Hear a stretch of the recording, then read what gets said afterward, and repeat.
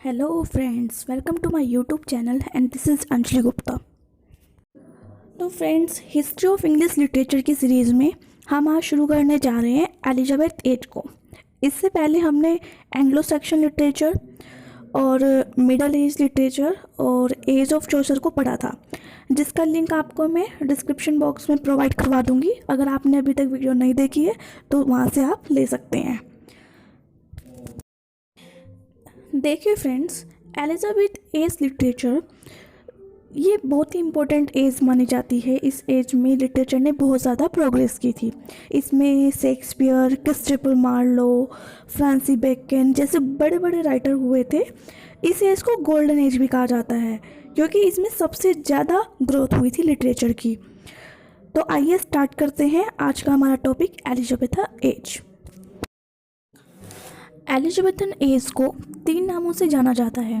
First one is Elizabethan age, second one is Shakespearean age and third one is renaissance age. ये तीनों ही नाम बड़े ही famous हैं इस एज के। किसी भी नाम से पूछ लिया जाए अगर आपके एग्ज़ाम में तो कंफ्यूज होने की ज़रूरत नहीं है, ये तीनों एक ही एज के नाम हैं। अब हम कैसे कहेंगे कि तीनों एक ही हैं? एज के नाम तो अलग अलग हैं लेकिन सेम एज को डिफाइन कर रहे हैं, तो मैं बताती हूँ। एलिजाबेथन एज को इसलिए एलिजाबेथन एज कहा गया है क्योंकि उस टाइम पे इंग्लैंड की जो महारानी थी वो थी क्वीन एलिजाबेथ फर्स्ट, जिसने 1558 ईस्वी से 1603 ईस्वी तक इंग्लैंड में राज किया। नेक्स्ट वन आता है शेक्सपियरियन एज। शेक्सपियरियन एज इसलिए कहा जाता है इस एज को क्योंकि इस टाइम पे शेक्सपियर वहाँ पर उन्होंने जन्म लिया था। और शेक्सपियर को तो हम सब जानते ही हैं। मेरे ख्याल से हर कोई शेक्सपियर की कोई ना कोई ड्रामा उन्होंने पढ़ाई है। उनके प्ले को हम सब जानते हैं। उनके ड्रामा, उनके कॉमेडी, उनकी ट्रेजिक कॉमेडी, उनके ट्रेजिक हम सब ने कहीं ना कहीं पर किसी न किसी क्लास में ज़रूर पढ़े हैं। तो इसलिए इस लिटरेचर को गोल्डन एज भी कहा जाता है क्योंकि इस एज में ही सबसे ज़्यादा ग्रोथ हुई थी लिटरेचर की। अब थर्ड वन आता है रेनेसा। रेनेसांस इसको इसलिए कहा जाता है क्योंकि इस टाइम पर पुनर्जागरण हुआ था। इसमें पुनर्जागरण यानी कि लर्निंग सिर्फ लिटरेचर में ही लर्निंग नहीं हुई थी बल्कि हर फील्ड में इस काल में लर्निंग स्टार्ट हुई थी। बट फ्रेंड्स, इंग्लैंड में जो रेनेसा था वो डायरेक्ट नहीं आया था बल्कि 14th सेंचुरी में पहले से इटली में रेनेसा आ चुका था। उसके बाद यूरोप की कुछ कंट्रीज़ में आया, उसके बाद जाके एलिजाबेथ एज में इसने ग्रो किया। फ्रेंड्स, एक और बात बता दूं मैं आपको कि एलिजाबेथ एज के जो पहले के काल को है उसको हम कहते हैं टूडर पीरियड, और एलिजाबेथ के जो बाद का काल है यानी कि पीरियड है उसको हम बोलते हैं जैकोबियन एरा।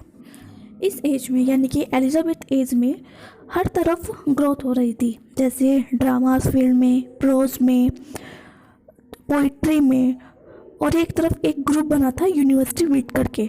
तो आर्ट काफ़ी बढ़ रही थी, आर्ट्स को काफ़ी इंस्पिरेशन मिल रहा था। और यहाँ जो इंग्लैंड के राइटर्स थे उनको जो इंस्पिरेशन मिल रहा था वो ज़्यादातर मिल रहा था इटली के राइटर्स से।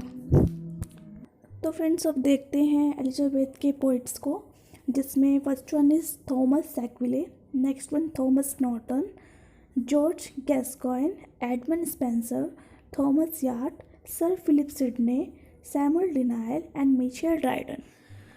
एलिजाबेथ एज में बड़े बड़े वर्क लिखे गए थे, जैसे एडमंड स्पेंसर की एक बुक थी फेरी क्वीन, जिसको 6 पार्ट में पब्लिश किया गया था और ये एक एलेगोरिकल वर्क था।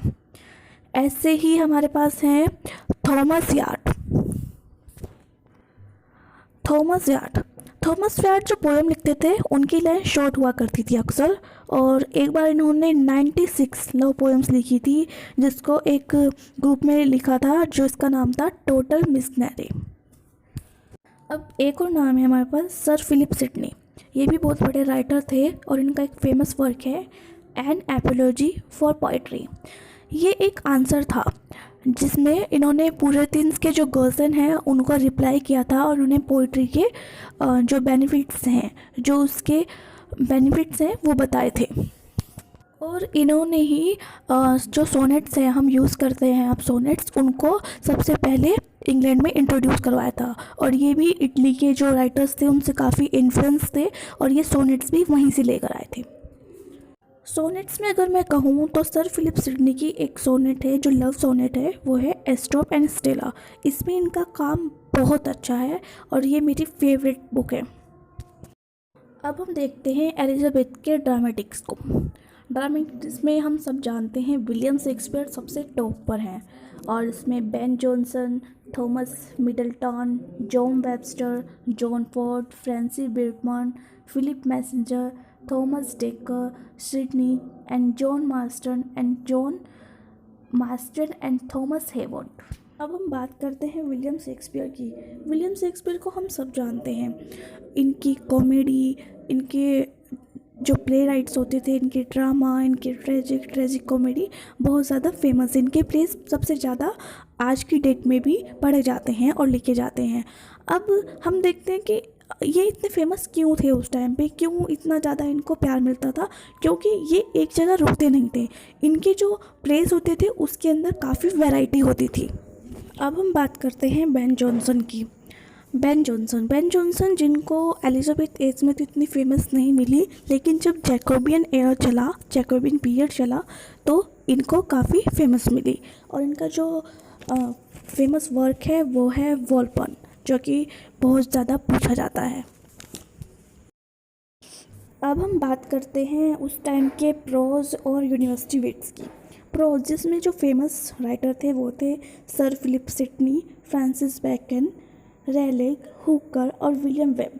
और यूनिवर्सिटी विट्स में John Lyly, Thomas Kyd, George Peele, George Loss, Robert Greene, Christopher Marlowe, Thomas Nashe. और जो सबसे ज़्यादा फेमस प्रोज राइटर थे वो थे sir Philip Sidney, John Lyly and Thomas Nashe. Francis Bacon भी उस टाइम के काफ़ी अच्छे राइटर थे, लेकिन उनको भी एलिजाबेथ एज में इतनी फेम नहीं मिली जैसे बेन जॉनसन को नहीं मिली थी। और लेकिन उनके काफ़ी वॉल्यूम जो हैं वो पब्लिश हुए थे, जैसे of truth, of death, of revenge, of studies and single life. ये सब ऐसे इन्होंने लिखे हैं, और इनको सबसे मेन बात है, इनको फादर ऑफ ऐसे भी कहा जाता है इंग्लिश लिटरेचर में।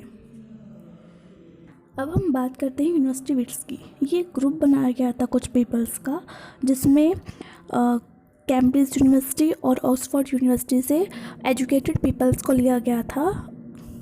और ऐसे ही हम बात करते हैं क्रिस्टोफर मार्लो की। क्रिस्टोफर मार्लो भी काफ़ी अच्छे राइटर थे, जो कि यूनिवर्सिटी विट्स में से एक थे। और इनका एक फेमस वर्क है डॉक्टर फॉस्टस।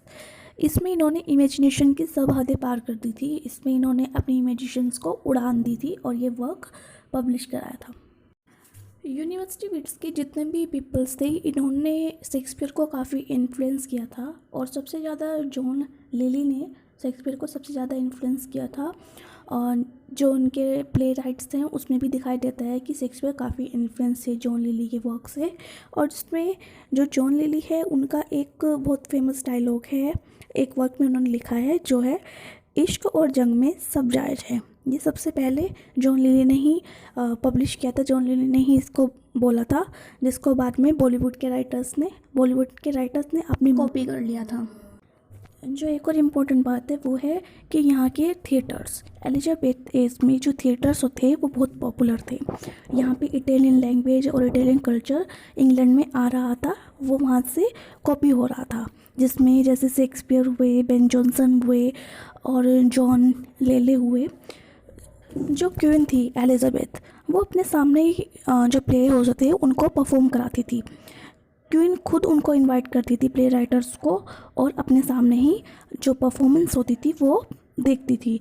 और इसमें एक और इंटरेस्टिंग बात है कि जो क्वीन थी, जो एलिजाबेथ क्वीन थी, वो एक डांसर भी थी, इसलिए उनका आर्ट की तरफ एक अलग ही सपोर्ट था। वो काफ़ी इंटरेस्ट लेती थी और सबको सपोर्ट करती थी। और यही सबसे मेन बात है इस एलिजाबेथ एज की, इसलिए ही इस एलिजाबेथ में सबसे ज़्यादा ग्रोथ हुई है लिटरेचर की। एलिजाबेथ यहाँ पे सिविलाइजेशन लेकर आई थी। और इस समय पे जो सबसे फेमस 5 राइटर थे वो थे William Shakespeare, Edmund Spenser, Ben Jonson, sir Philip Sidney और क्रिस्टोफर मार्लो।